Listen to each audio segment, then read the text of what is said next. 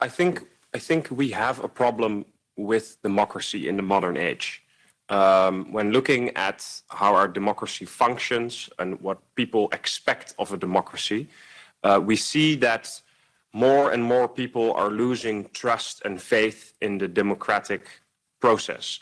They go out and vote once in 4 or 5 years, and they see their vote is into some form of coalition or to some leader, and he has, or the coalition has, a blank check for 4 or 5 years, and on crucial matters, on crucial issues, the citizens don't feel heard, they feel ignored, and especially in a time where news travels faster, where something happens in the United States, we hear it in a click or an instance when we open our smartphones, when we have social media, where we can hear and voice our opinions.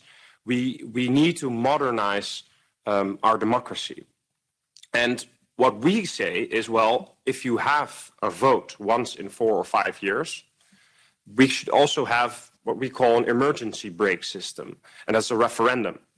When some legislation is passed in Parliament, but there is a vocal opinion with the people that they don't like, or actually they would like to see a different direction, there's the option to have a referendum, to say where the country should be headed towards.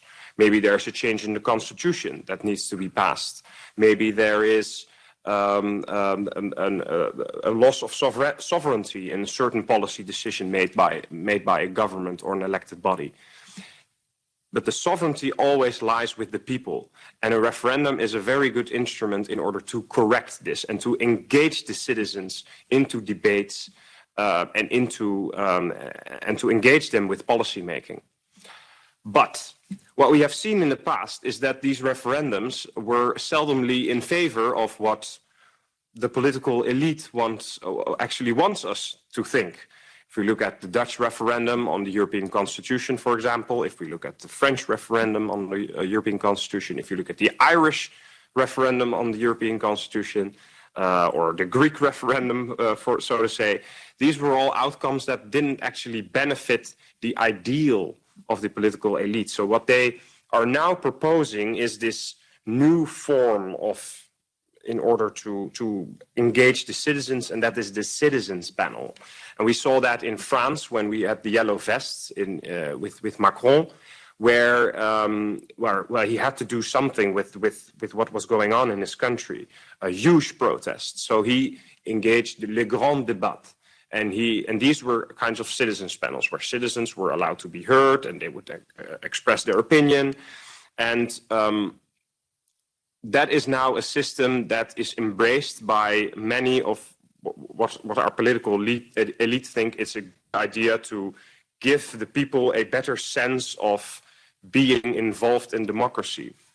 But what we've seen with the citizens panels and also what we've seen with the Conference on the Future of Europe is that it is actually a very good system to steer and guide the selected citizens towards a certain outcome.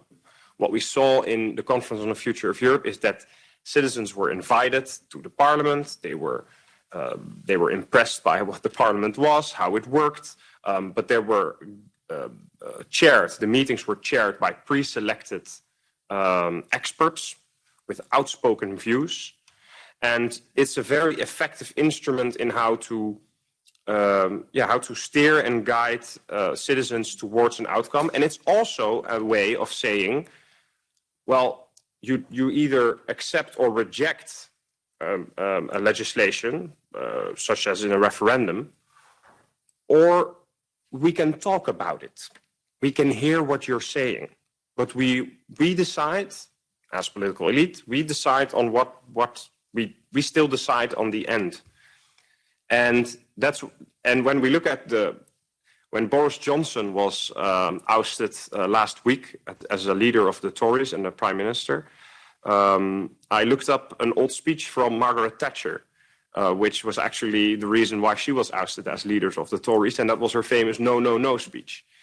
And the thing she said in her speech was that the European Commission wants to have a say in the areas of health, where it was said that the Commission would be the executive body of the European Union, the European Parliament would be the legislative body, and the European Council would be the Senate.